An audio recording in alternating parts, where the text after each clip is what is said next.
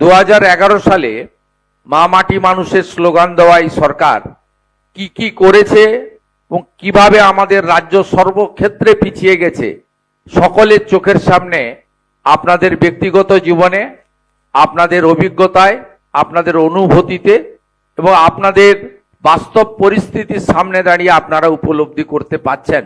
নতুন করে কিছু বলার নেই। বলা হয়েছিল বদলা নয় বদল চাই।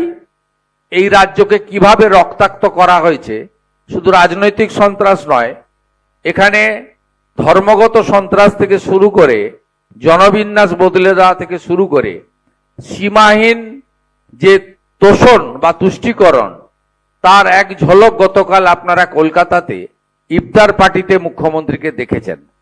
সেখানে একটি ধর্মীয় অনুষ্ঠানে মুখ্যমন্ত্রীকে বসিয়ে রেখে তার ভবানীপুর বিধানসভা কেন্দ্রের ইমাম 16 আনা মসজিদের তিনি প্রকাশ্যে বলেছেন, যা আপনারা অনেক সংবাদ মাধ্যম দেখিয়েছেন, কেউ কেউ দেখাতে পারেননি, পোর্টালগুলো বেশি করে দেখিয়েছে। তিনি বলেছেন গর্বের সঙ্গে যে টাটার জায়গাটা আমাদের দিয়ে দিয়েছেন মুখ্যমন্ত্রী।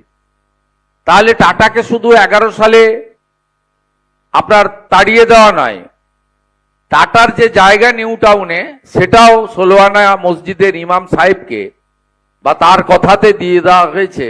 তিনি মুখ্যমন্ত্রীর সামনে সদর্পে ঘোষণা করছেন, এর থেকে বড় ধ্বংসলীলা পশ্চিমবঙ্গে আর কিছু হতে পারে বলে আমি মনে করি না।